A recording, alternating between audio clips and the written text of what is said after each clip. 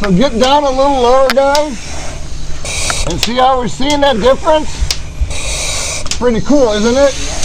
Coming on the ceiling now. And that's kind of what we want to do is see down below like that and demonstrate by staying low what you can see.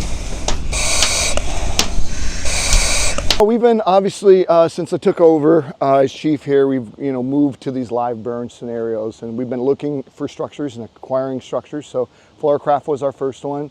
We tried to do one down at Riverton, it didn't work out.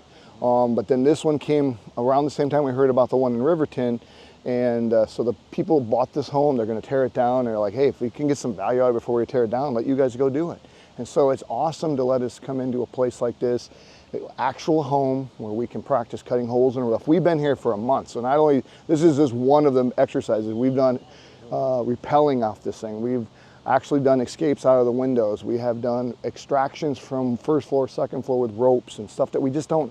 A different change of scenery means a lot, right? We can go to the station and use the same stairwell and all that, but when you can come and see real life stuff, that makes a difference. But for this, having a house so we can literally set some rooms up and let people go in and we can take our time to explain is priceless training, right? I mean, you just don't have this training anywhere else.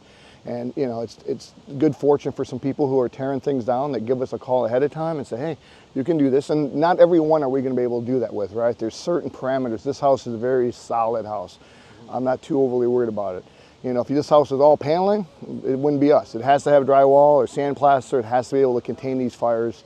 And all we're trying to do is teach people how to effectively attack.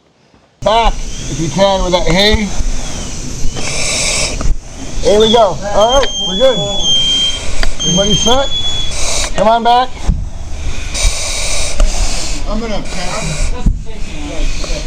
But when we start talking about thermal dynamics and the layering, the difference of kneeling and sitting up, right, and this heat you feel, and then just bending down a foot or 18 inches, and the difference of 100 degrees in a heartbeat. Now, see the layering going on? This is what we want to demonstrate.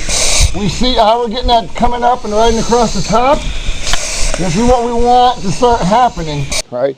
And if we were going up higher even, we'd see that. But that was part of it. And then I don't know if you were able to see, but the penciling and knocking it back, we didn't put a ton of water in this thing. We probably haven't used 50 gallons of water if we use that. And then what I want when we start getting a good roll, if we get a good roll, I want you guys to do is just start kind of penciling it back. Don't hit the fire, hit it about here, right? Create that steam for us. The goal of this really is, the ultimate goal is if we're using less water and we're more effective on how we're managing flame, with less damage that house is going to have, right? We're going to manage that fire quickly and efficiently versus just pour the water on it and destroy everything someone has. So effectively attacking, getting to the seat of the fire, spraying it and knocking it down. And then how do I get there with a little bit of water? Like you said, you heard a couple spots, right? Went boom, cooled it down, boom, cooled it down. Then what would have, in the real deal, we would have advanced till we got to the seat.